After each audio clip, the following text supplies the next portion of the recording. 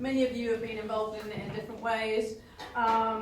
Josh here, over at the back, wave, Josh is doing the field work here in the islands, and Ben is currently based in the UK and is managing the project. So we're all excited to hear what's been happening. And any questions, direct them at Ben directly because I can't answer them. And yes, enjoy. Thank you. Thank you very much. And just before we begin, I want to point out that Rosie, hopefully, I think I saw you, is also in the room. So Rosie is also part of the project, and she's been doing a lot of the data analysis for the chambers, which we'll get into. So what I'm hoping to do today is to just run you guys through kind of what the project is as a quick reminder, what we've been doing, and share with you some of the first data insights we're getting from the greenhouse gas network that we've established and the peat cores that have been taken and analysed. So to begin with,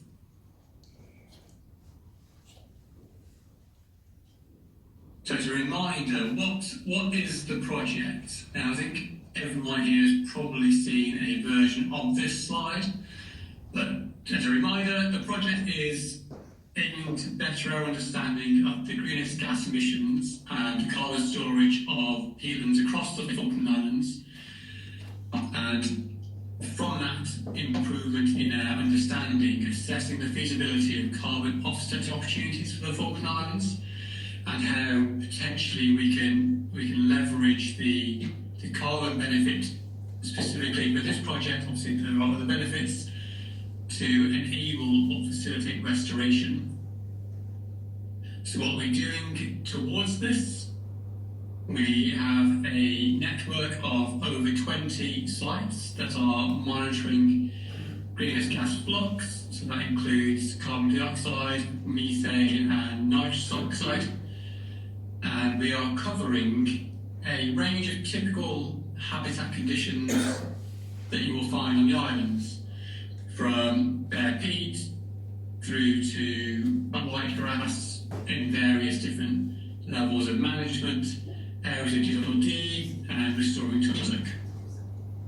And the way that this data works is that for offsetting, you will typically be taking a habitat from one condition to a different condition which provides a carbon benefit. We hope that by monitoring these various habitat conditions, we can provide those values to support that.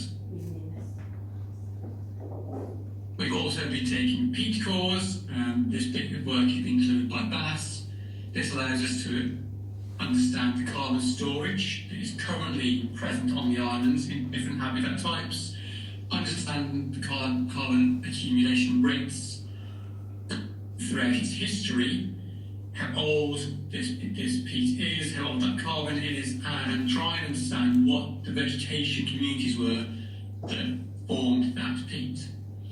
And then just recently we managed to get a little extension to the funding from DEFRA, which is allowing us to kind of do a second iteration of the peat map that was done a few years ago, I can't remember the exact year, and incorporate a larger number of depth points into it, which will improve the model. So if we can improve the training model, then the outputs will also be improved. So what have we done? As I said, we've been measuring greenhouse gas flux across the islands, and so far we've amassed over 500 gigabytes of data from this project, which is an astonishing amount of data, to be honest. There's been 3,600 chamber measures taken between myself, Valeria, Rosie and Josh.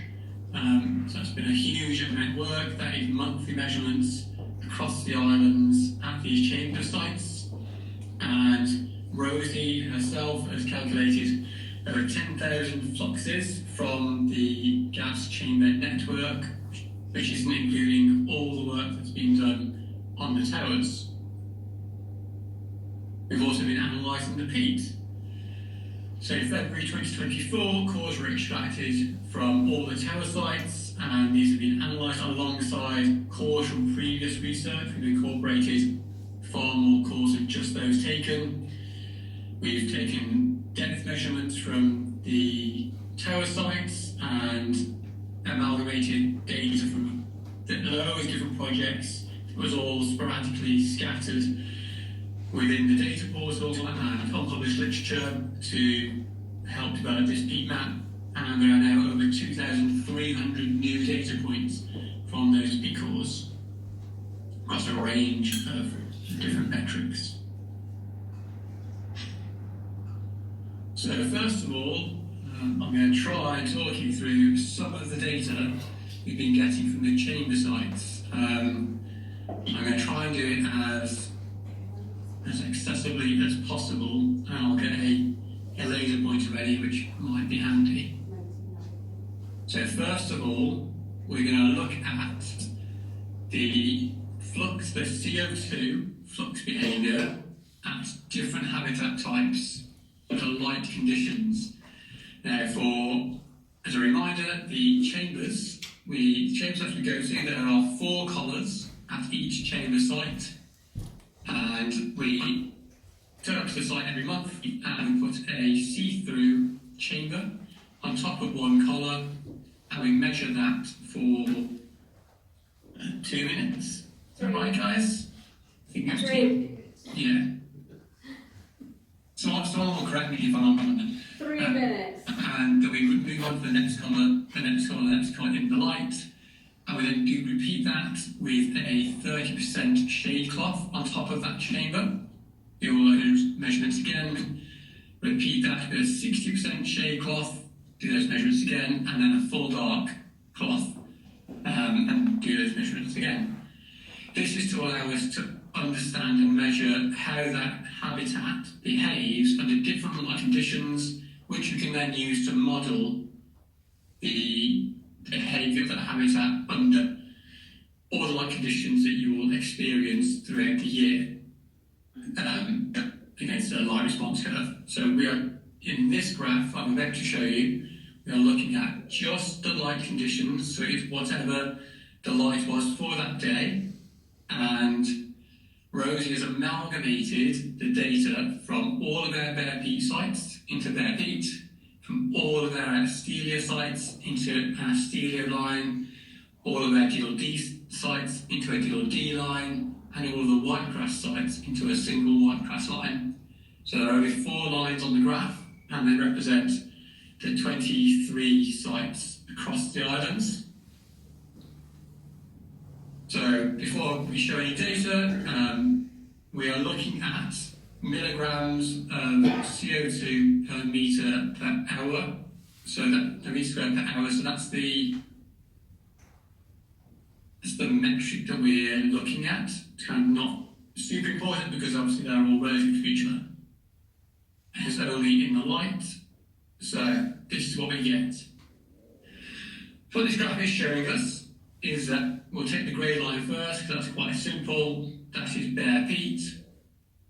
And as people, I don't imagine is much of a surprise, it is consistently emitting CO2. So this 0 line would be no emissions at all.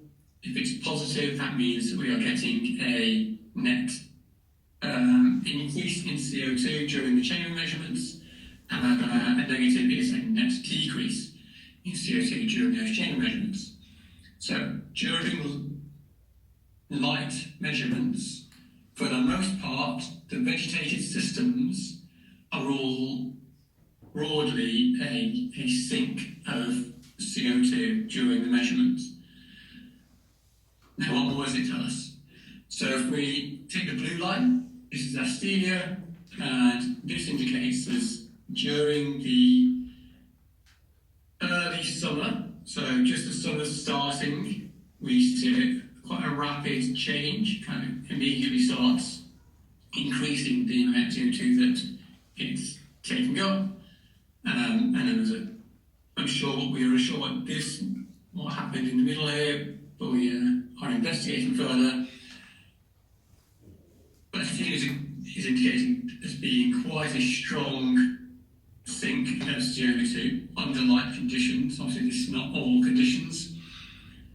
And then we can look at the gilding white grass. So these two are somewhat similar. They exhibit similar behaviour, they react in a similar manner throughout the year, going and noticeably reacting later than Astelia. So they probably around January is where we see January to February is where we see a significant shift in their rate of uptake.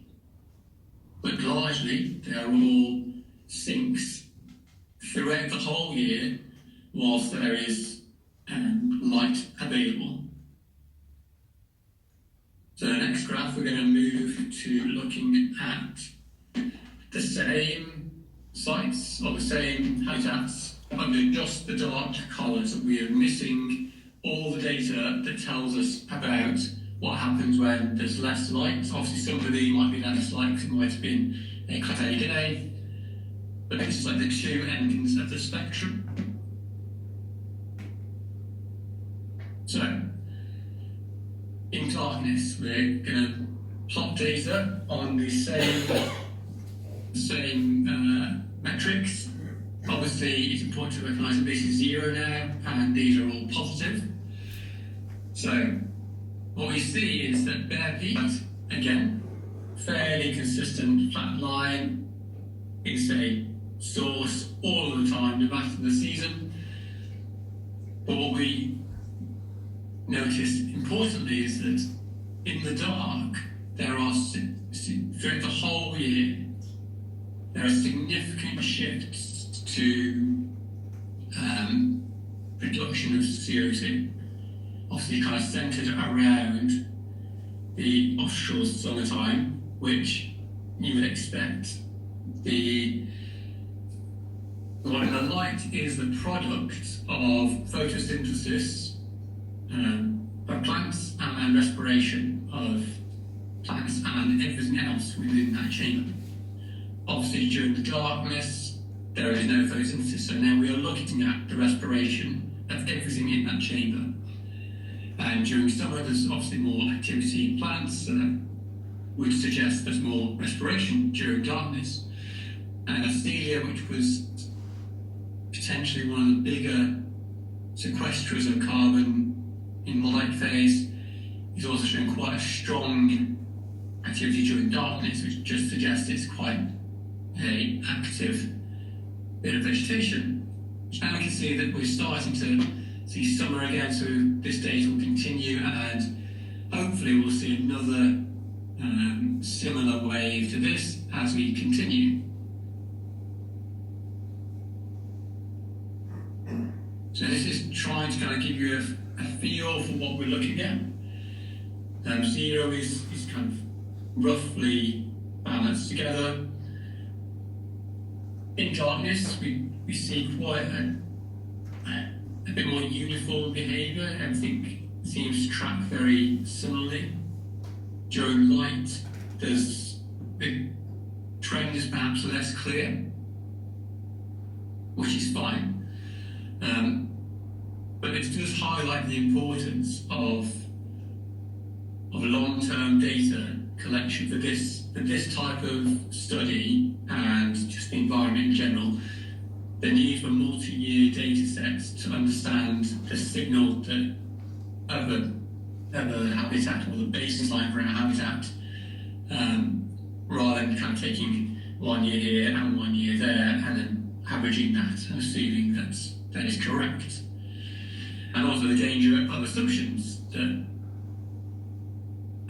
bare peat, for example, might be assumed to emit loads all of the time. Whereas the areas that we have studied, yes, they are constantly emitting, but it's not a huge amount, but there is constant emissions.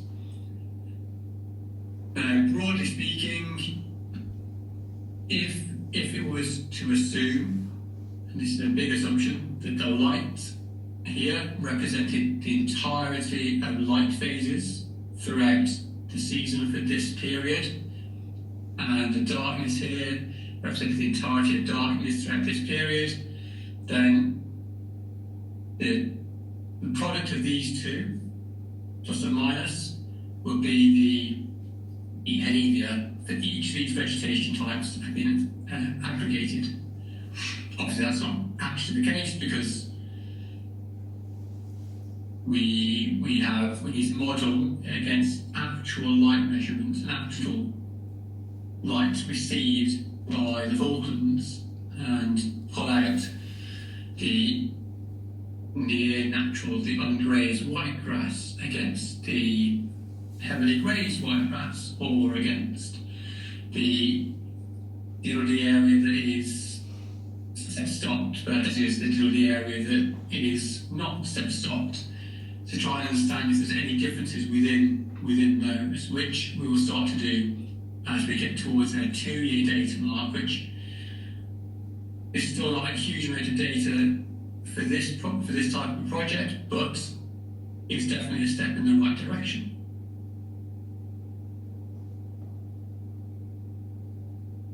So we'll move on to the tower sites. And so just as a reminder, what do flux towers measure? A whole load of things. In summary, all these sensors, we've got greenhouse gas measurements, wind speed, direction, rainfall, temperature. PAR is an important one, so this is the bits of radiation that plants can use, and DVI is to do with how green the vegetation is. And all of this is useful for one, understanding flux, but also for understanding the environment more broadly. So measurements taken 20 times a second by these sensors, which is important. That's how fast it needs to do it. And the way in which this system works is it's a bit more passive than the chambers, where we can put a chamber on a location. This just accepts a sample carried to it by the prevailing conditions at that time.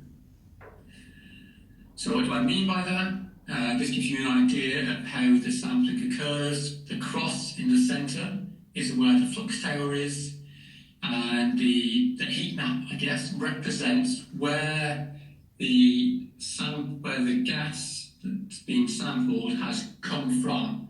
And this is a calculation based on kind of the topography and the wind at a given time.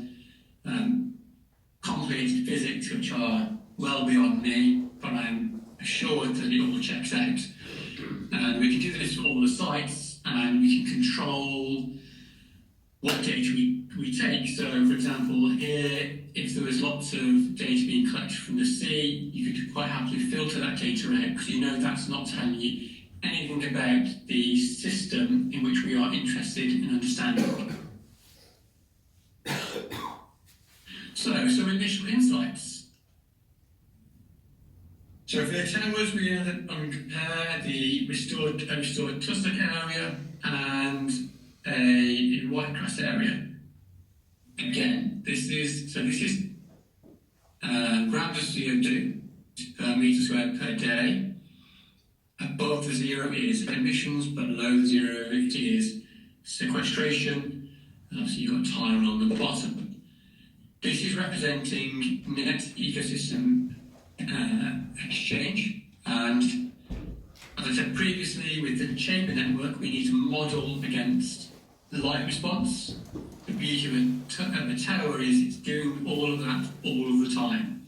So all of these measurements are under all light conditions, and we can see that for the most part, the restored tussock that this particular tower is in is broadly an emitter for most of the year, with some strong sink behaviour during summertime, peak summer.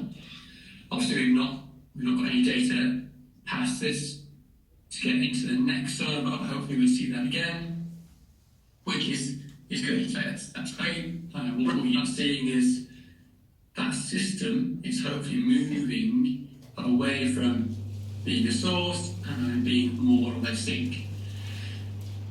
The net result of this so far is that this site is a slight net emitter of CO2 at this moment in time. And this captures all vegetation and the extent areas of bare peat that are still within that non-climax community, so it's not closed canopy. We look at the white grass, which is plotted on the same scale, and this white grass area it's fragmented, it's got quite a high sward height, relatively good water retention, so quite a high water table. And we can see that this is a sink, quite a strong sink compared to tussock for much more of the year, exhibiting some behaviour of being a source during those winter months.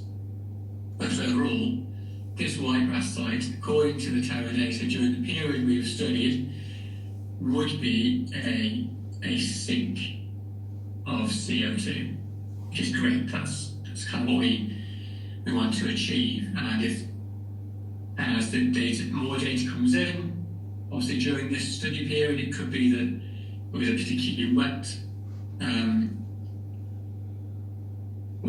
season, or the sun was particularly advantageous to plants. We don't know, hence why we need to continue that monitoring. But carbon is only one part of this story, and the important thing to remember about these flux tails and these systems, they are incredibly complex, and the amount of data they collect is astonishing, which means that you can learn lots and lots about the environment. And this is just one little bit that has been pulled out. This is cumulative evapotranspiration at the same tussock site, the same whitegrass site, and a diddle-dee site. Now, you will have heard evapotranspiration and kind of water management talked about quite a lot recently. There's changes in weather patterns and concerns around drying land are obviously very important, and they need to be considered. This graph gives us an indication of how different habitat types treat water. What you can see is that tussock and whitegrass over the period have, other than kind of some slight changes towards the start, they're broadly over the past 18 months, evapotranspiration is roughly similar. Diddle-dee, there's been far greater amount of evapotranspiration over that same period, so it's in theory exposed to the same environmental variables, but there's much more water loss, which might be fine. If there's sufficient water input, more water loss might not be a problem. However, perhaps it could be a concern if the way in which water is delivered to the environment changes, if rainfall patterns change.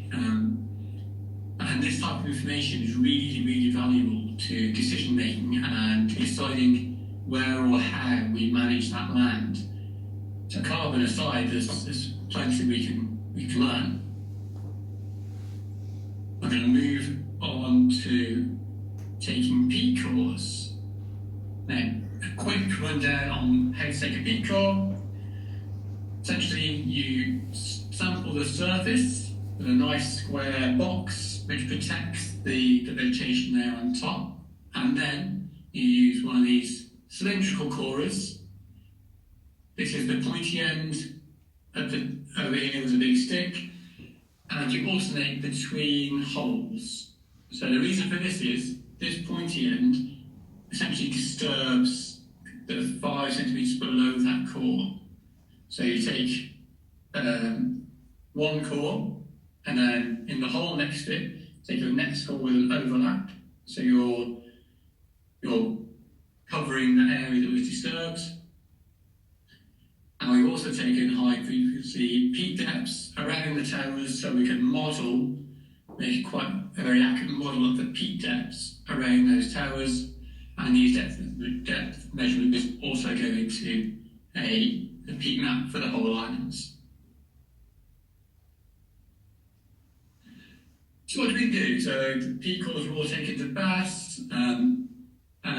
When they get there, they're all lined up, which have all been helpfully labelled, sampled in various ways. So from big samples for loss of organic matter to tiny, minute samples. So maybe you can't appreciate these are some very tiny tweezers holding an even smaller sample being put into an analyzer.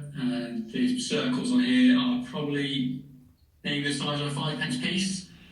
So that's kind of where we're talking big to small and everything in between.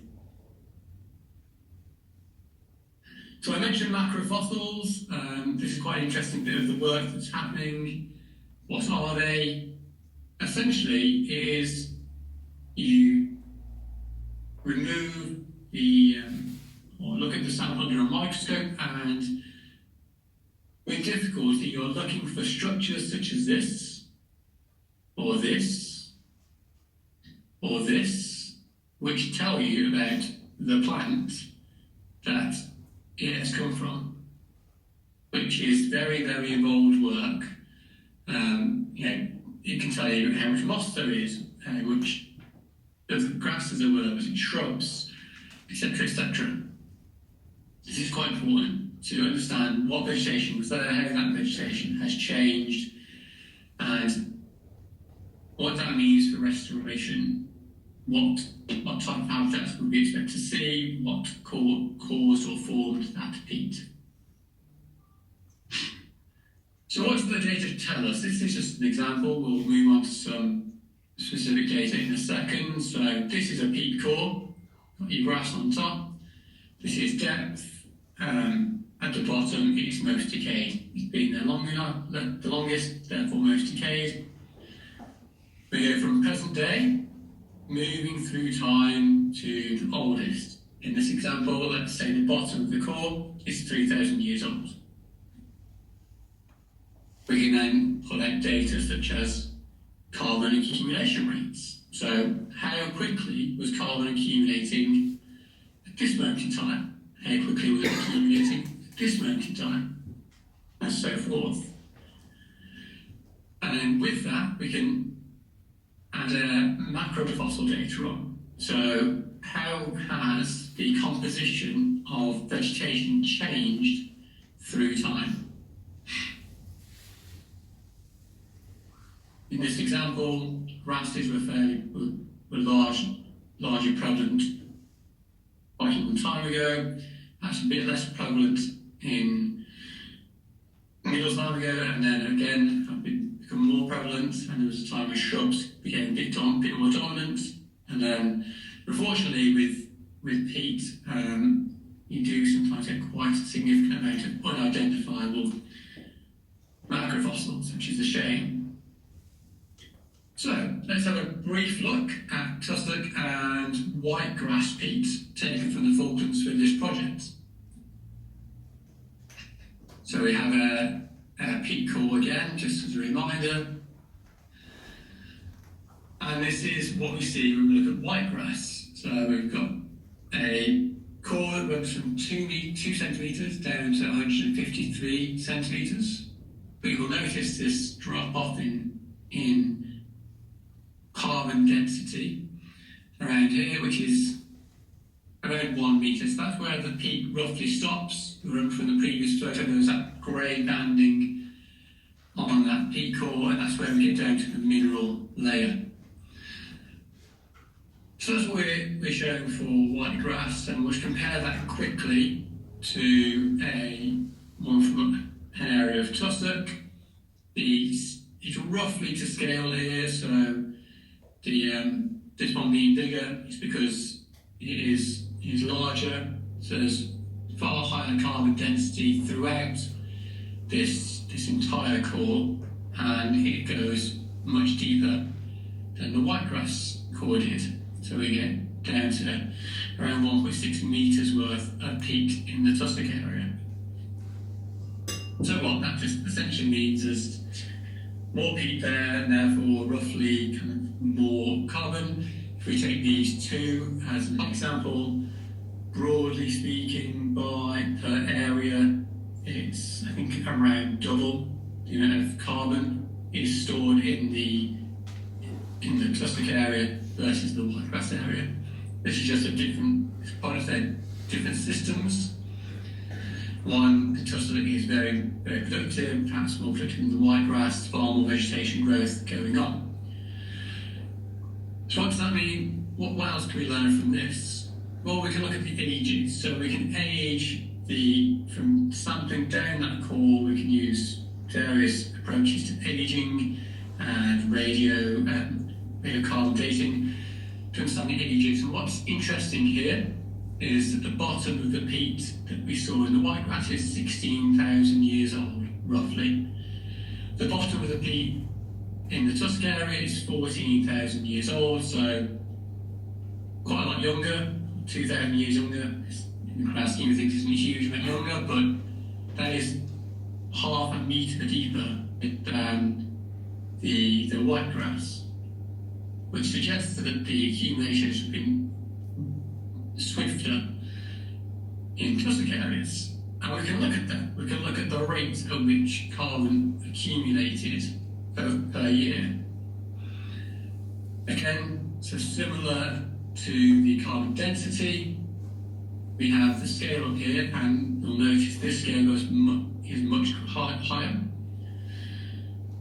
Broadly speaking, the carbon accumulation rate for tussock that we recorded is higher consistently at any time period than that seen in whitegrass, which again, I imagine most of us would assume that might be the case with just the productivity of tussock, but with data we can prove it, and we can then use that information and that knowledge to better make decisions or to inform where we might do restoration or focus restoration, particularly in terms of carbon storage. So what else does that mean? Obviously, again, it's not just about carbon. It's an important one for us, but what else can we learn? So what is driving peat formation?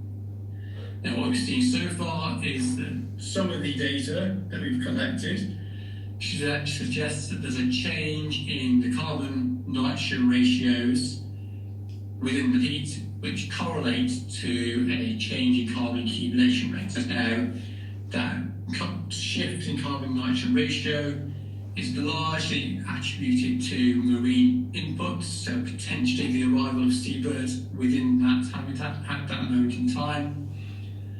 So this graph is from Hooker's Point in the Falklands.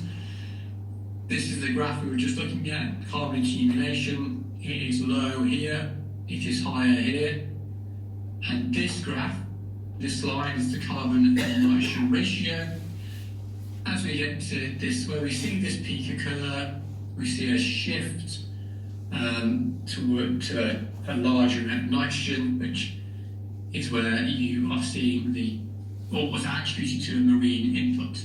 Now that's great, that's really interesting, but what does that mean for restoration? The tussock areas that are being restored might be fine up to a point, and then do they then change drastically when they reach a point at which they provide a functional service to seabirds? If that's the case, can we encourage seabird arrival more quickly to speed up that process, and therefore improving one, the habitat, and two, that carbon benefit we receive from that area?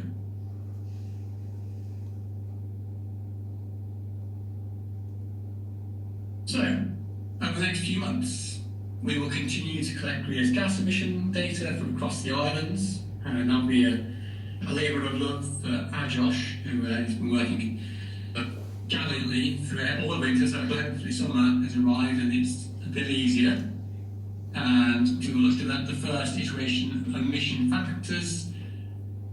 Broadly speaking, they're perhaps are not true emission factors. The general consensus is 4 years worth of data is needed for a robust emission factor, but we will have an idea, each of the habitats studied, we'll update the peat map to hopefully improve our understanding of where peat is and what's stored to affect its emissions. And obviously bring all of that together to assess the feasibility of carbon offsetting, considering the environmental data we're collecting, the social data we've collected, the economic arguments and the governance factors, all of which will be important if we move forward in carbon offsetting. And that's everything from me, so thank you very much for listening. Hopefully everyone's still awake. And if you have any questions, please feel free to ask.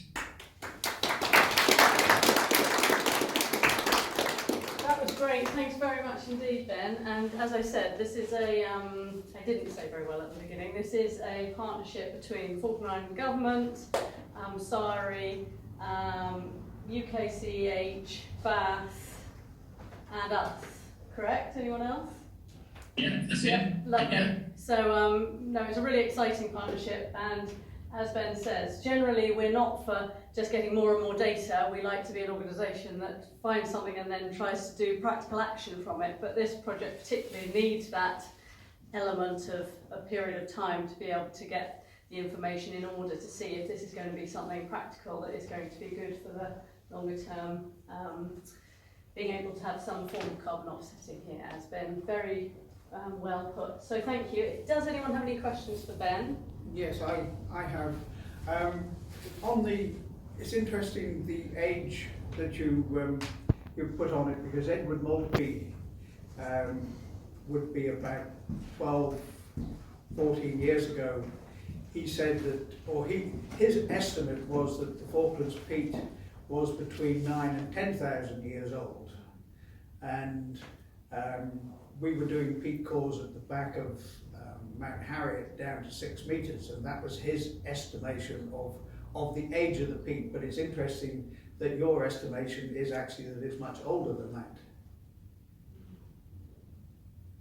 From the data from Bath, it does appear so. We're collecting more, there's more samples that have been submitted for aging, so we'll get a better idea of where that's changed as well. So whether there could the bottom be an anomaly, and then there was no peat formation for a long period, and then perhaps it was all the rest done in 9,000 to 10,000 years. Again, we need that. There's additional data points to have that. Do you know if that 6 metre peat core was that aged at any point? Do you know? Yes, I mean I'm not sure where he had it aged, but it was for the peat cores that we took. I think it was 2011.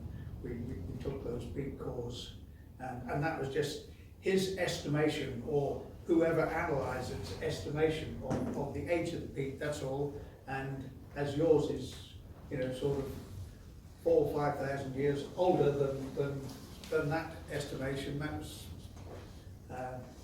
just the reason for my question. Yeah. I don't know. Was there ever a report written on it, or is that data available anywhere? So we could look at what the differences are. That'd be really interesting. No idea what he did with it. He was a UK trustee for many years, and he has now retired from Liverpool. But yeah, don't know where it would be stored. Yeah, it's a good point. We should see if there is anything of that you can get hold of then. Yeah. I'll do some digging and see what I can find. Thanks for that. Other questions? Oh yes. Paul, go for it. Hi Ben, thank you for that. On the gas flux, on the collars, that was very interesting. Apart from the bare peat, are the other three habitats net emitters, or are they net sinks over the, balancing out day and night?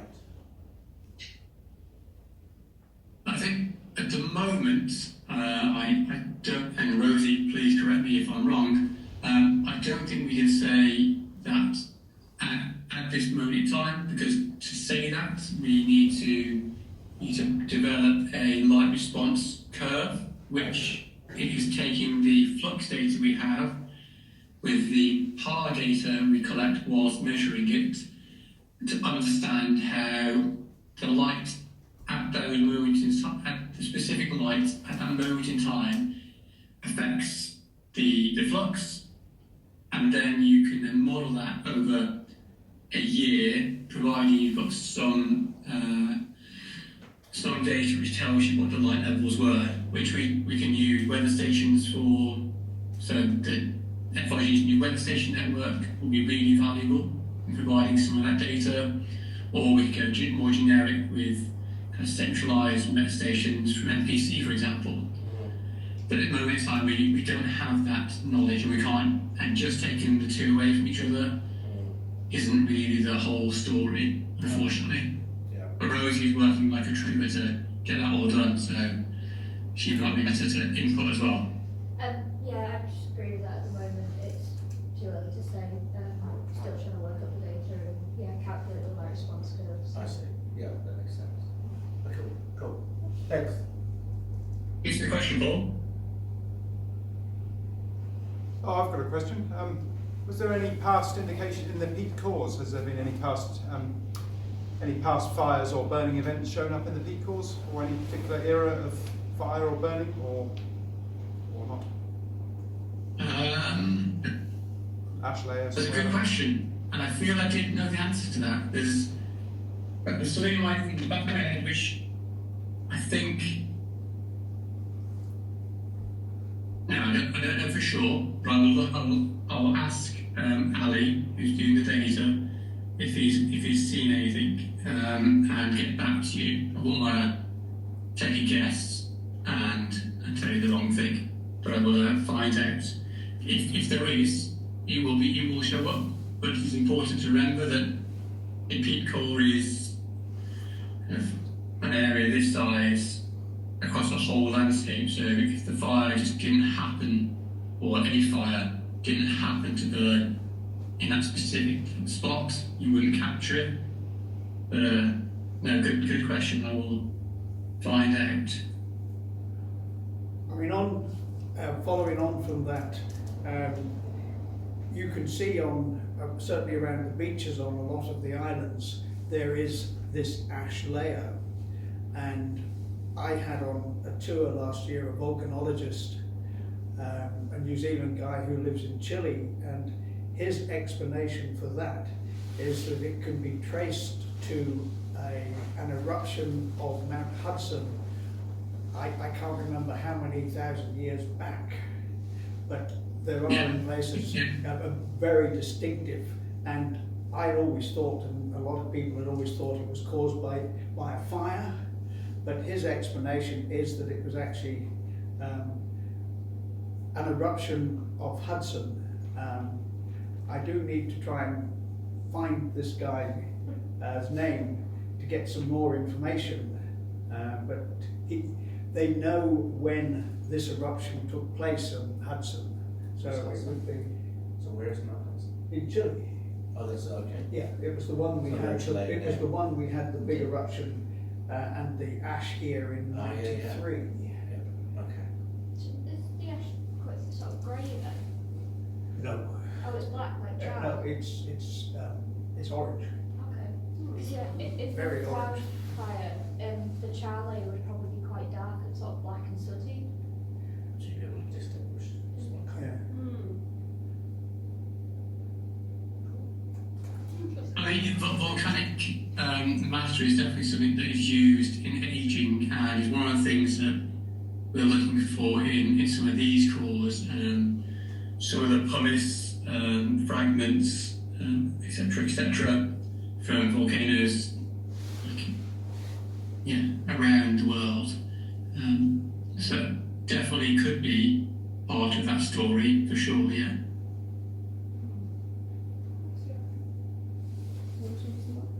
Sorry. Was there anything else? Oh, yes, John. Yes, what is approximately the proportional area coverage of white grass versus tussock in the Falkland Islands?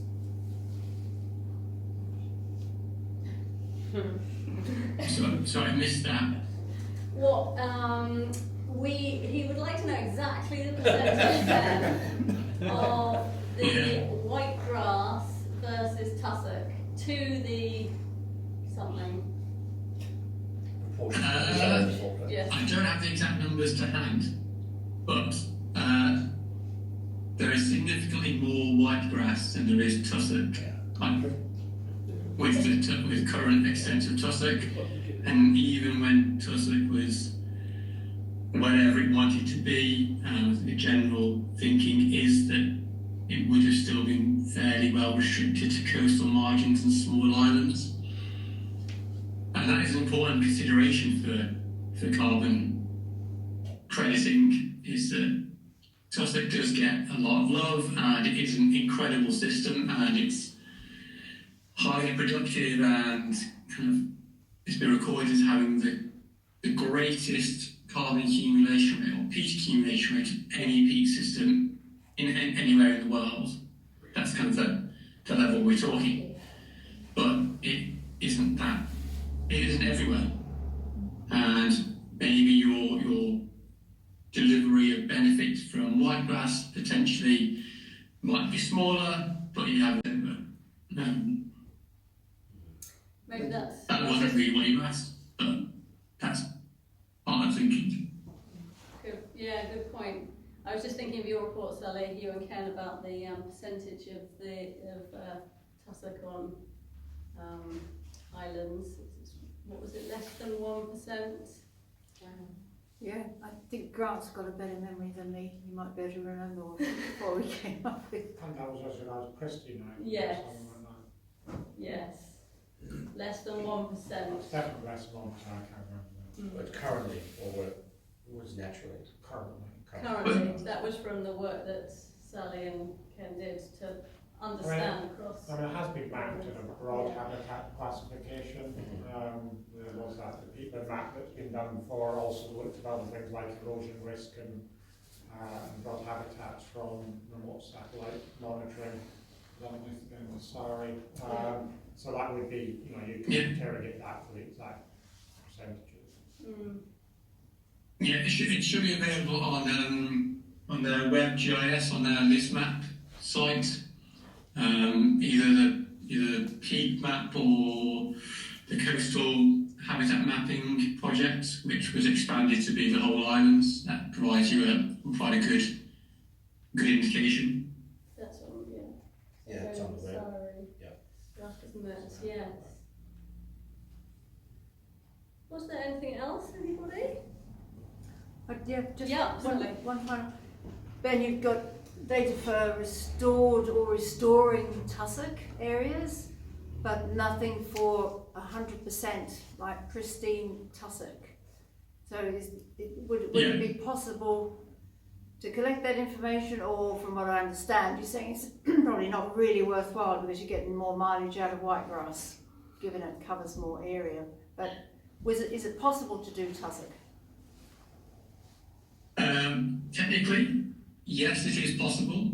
The decision was taken to not do a 100% healthy tussock stand area for a number of reasons. One, we have limited resource. To do a tussock area, you need a tower. We only had 4 towers available to us. 2, although they are very robust and kind of capable bits of kit, they are in the elements, and there's lots of sensitive stuff on there which does require maintenance. Therefore, we need access to them at all times, and the ones that we have on the islands are visited every probably 8 weeks, like at the maximum really. And therefore, finding an area of a pristine tussock that was a large enough extent and had a big enough extent of kind of relatively flat-ish expanse that was that we could put a tussock tower on the kind of bottom end of the prevailing wind was limited. And then more broadly from what the project is trying to deliver point of view, understanding what this healthy system does is really interesting, scientific and really interesting to know. But from a carbon creating point of view, it's a bit more difficult to sell because it's such an unknown quantity. Will it take 50 years for a restored area to get to there? Will it take 100 years for a restored area to get to there? And you start running into difficulty around what a project could say it was going to do. And if a project said in 100 years it will have to do this, that's a bit more difficult from a carbon creating project perspective. But it'd be really interesting, and if we can find more money, I'm all for putting a tower on a pristine bit of tussock. Thanks, Ben. I mean, I don't know, have you seen the pictures of where all the sites are? I think they've been in Farmers Week and things like that. Obviously, it's a sliding scale of restoring tussock from when you've just planted pillars to, full regrowth. They're probably at the very bottom end of what I would class as restoring tussock. There's still more bare ground than there is tussock ground. So, yeah, it's kind of, I think on the sliding scale, it's at that kind of end rather than the top end, which probably undersells tussock a bit.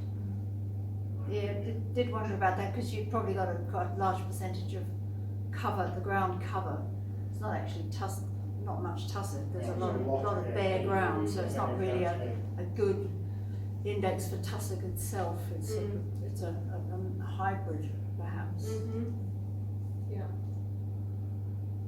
Which is where the towers on restoring tussock sites will be really interesting. The importance of keeping these towers running that's a great example of, at the moment it's a fragmented system that perhaps isn't really a true tussock ecosystem, but at some point, hopefully, it will tip over to that. And what happens then? Is there a gradual change? As soon as that canopy closes, does it reach a tipping point, and you get a step change in productivity and in carbon flux? We don't know. So hopefully we can keep the towers running for many years to come and answer that question. Yeah, you're not going to plant tillers on that in those areas around Flux Tower to actually speed up that process?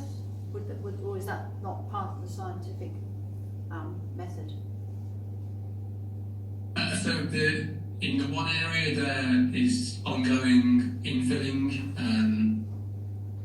Ad hoc is probably an accurate way to describe it, I believe. If there's anyone in the room that knows for sure, please correct me.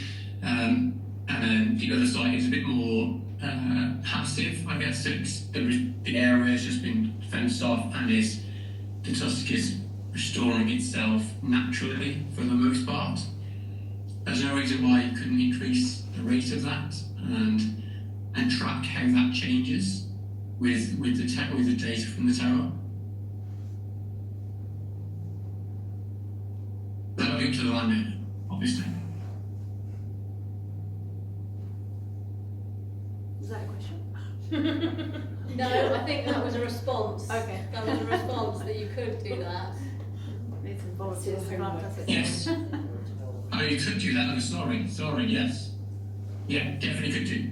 Okay, thanks. But I think your point, Sally, is the point you're making is this project showing how productive pristine tussock is? Thanks.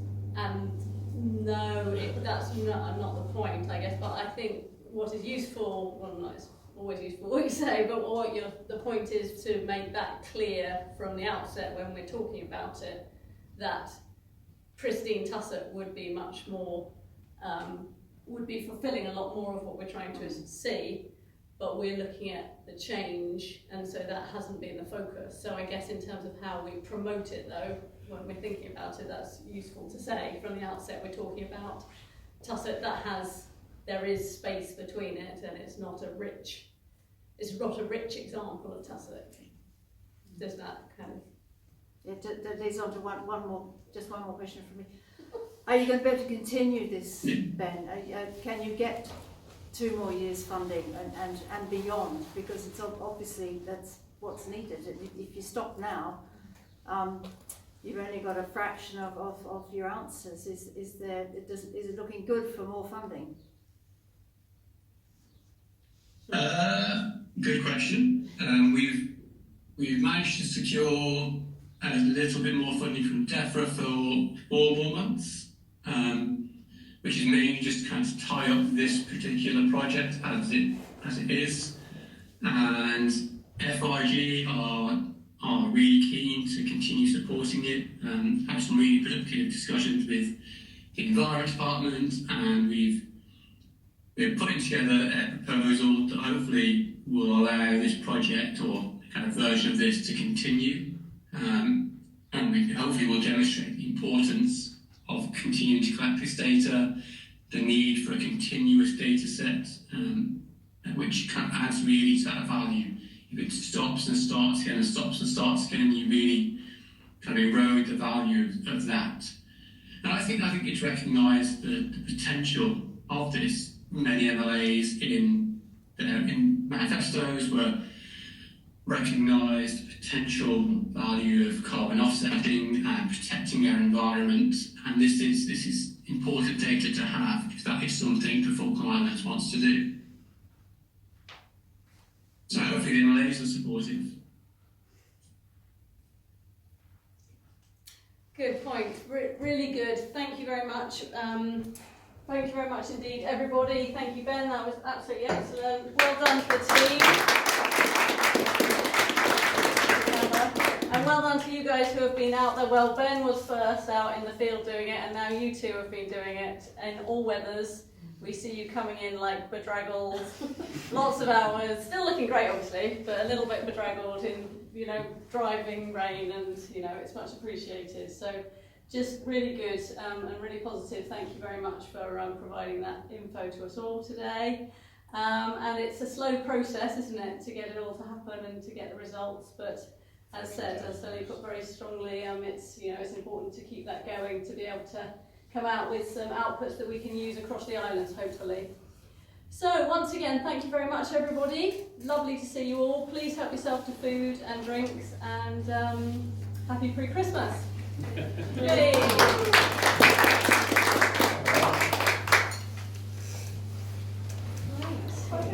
Ben, thank you. It's 10 o'clock. It's 10